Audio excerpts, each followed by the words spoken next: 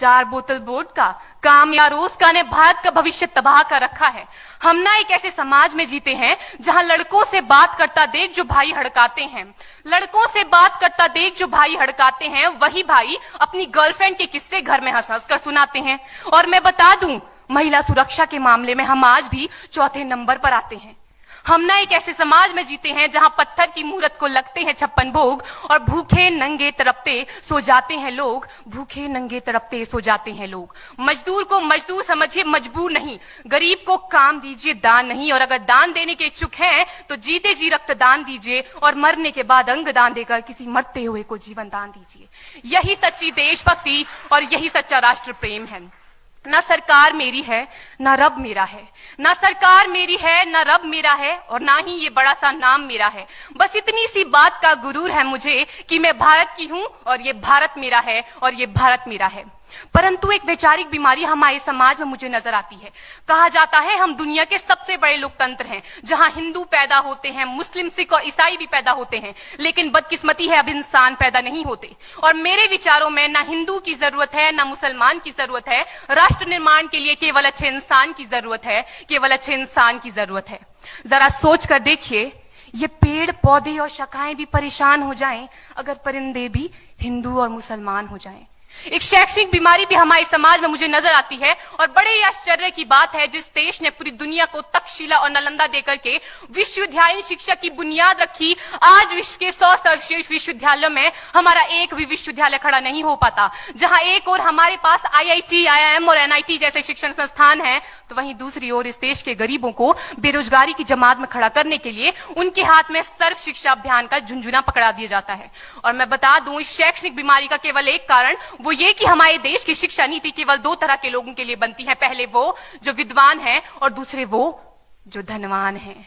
इसी तरह की कई गजब की बीमारियां हैं, और इन बीमारियों की जो जड़ है ना, वो हमारा अंधविश्वास। और मेरे विचारों में जब तक इस देश का युवा अपनी सफलता के लिए मंदिरों में जा जाकर नारियल फोड़ फोड़ कर भगवान को रिश्वत लगाता रहेगा, हमारे समाज का शिक्षित वर्ग ही बिल्ली के रास्ता काटने पर खड़े हो जाना, अपने धर्म अपनी जाति को ऊंचा मानकर दूसरों के धर्म की अवहेलना करता रहेगा, तब तक ना तो इस देश से अंधविश्वास खत्म होगा और ना ही हमारा राष्ट्र निर्माण संभव होगा।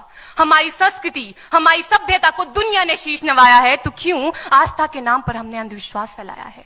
मेरे विचारों में हमारा राष्ट्र निर्माण तब संभव होगा जब इस देश में महिलाओं की पूजा नहीं, उनकी इज्जत की जाएगी। राष्ट्र निर्माण तब संभव होगा जब हम जातिगत आरक्षण नहीं बल्कि सामाजिक सशक्तिकरण पर बात करेंगे।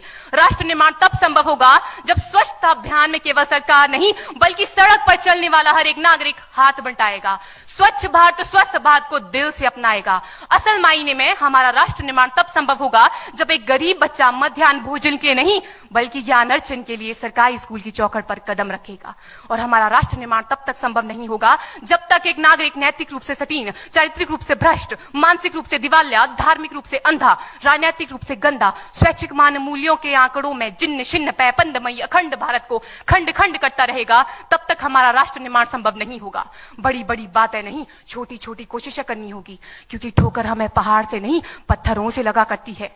I being an Indian, I being a student, I being a symbol daughter of this motherland feel proud to be an Indian। और मैं सैल्यूट करना चाहूंगी सरहद पर दिन रात हमारी रक्षा के लिए खड़े हर उस जवान को, इस देश की पुलिस, प्रशासन और किसान को, और इस देश के हर उस व्यक्ति को जो अपना काम पूरी ईमानदारी, पूरी मेहनत और पूरी लगन से करते हैं, जिनके बिना राष्ट्र निर्माण की कल्पना करना भी असंभव सा लगता है। और आज इस मंच पर पूरी जिम्मेदारी के साथ मैं भारत की बेटी ये कहती हूं कि हमारा राष्ट्र निर्माण तब संभव होगा जब हम सभी, मैं, आप, हम सब मिलकर प्रयास करेंगे, क्योंकि हमारे देश की जिम्मेदारी नहीं है हमें आगे ले जाने की, हमारी जिम्मेदारी है अपने देश को आगे ले जाने की, अपने राष्ट्र को आगे ले जाने की, अपने वतन को आगे ले जाने की। शाली है कि हमने स्वतंत्र भारत में जन्म लिया। यूं तो आजादी की लौ 1857 में ही जल चुकी थी, जो वर्षाल बनकर 1947 में हमारे देश को आजाद कराई। प्राचीन, मध्यकालीन और वर्तमान भारत के उदाहरणों से स्पष्ट करना चाहूंगी कि जब हम फिरंगियों के फेरे में फंस गए थे तो रंग दे बसंती चोला की एक आवाज पर टोलों के टोले उमड़ आते थे, और उनके वंदे मातरम के नारों से खून में आने वाला 5-5 डिग्री का तूफान अंग्रेजी शासकों की जड़ों में तूफान ला देता था। लोग मर जाते थे, मिट जाते थे, फांसी चढ़ जाते थे, तो वो भी अपनी देशभक्ति साबित कर रहे होते थे, क्योंकि ये उस दौर की देशभक्ति की कसौटी थी।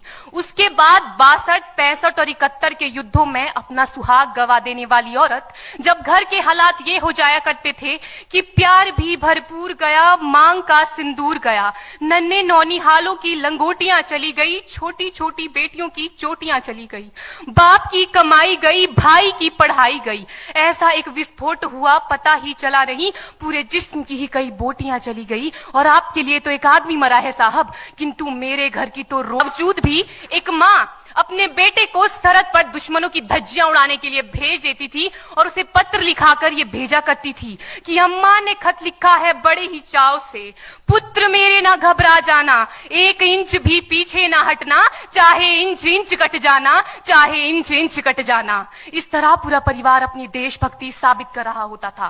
तब देश बलिदान मांगता था, तब देश लड़ जाने को कहता था, तब देश मर जाने को, मिट जाने को, फांसी चढ़ जाने को कहता था। किंतु आज देश लड़ जाने को नहीं कहता, आज देश मर जाने को, मिट जाने को, फांसी चढ़ जाने को नहीं कहता, बल्कि मेरे विचारों में यदि कोई व्यक्ति अपना काम पूरी ईमानदारी, पूरी मेहनत और पूरी लगन से करे ना, तो वही सबसे बड़ा देशभक्त है। मैं नहीं मानती कि फेसबुक और व्हाट्सएप की डीपी को 3 रंग में रंगना ही देशभक्ति है। और यदि आप कहेंगे कि साल में 2 बार हाथ में तिरंगा ले लेना देशभक्ति है, तो मैं पूछना चाहूंगी कि फुटपाथ में रहने वाला वो बच्चा ट्रैफिक की छांव में नंगे पांव में जब तिरंगा बेच रहा होता है, तो क्या इसे आप उसकी देशभक्ति कहेंगे? ये उसकी देशभक्ति नहीं, उसके पेट के भूख की शक्ति है जो उसे ऐसा करने पर मजबूर करती है। क्योंकि ना मस्जिद को जानते हैं, न शिवालों को जानते हैं, ना मस्जिद को जानते हैं, न शिवालों को जानते हैं। जो पेट के भूखे होते हैं ना, वो सिर्फ भोजन के निवालों को जानते हैं, वो सिर्फ भोजन के निवालों को जानते हैं।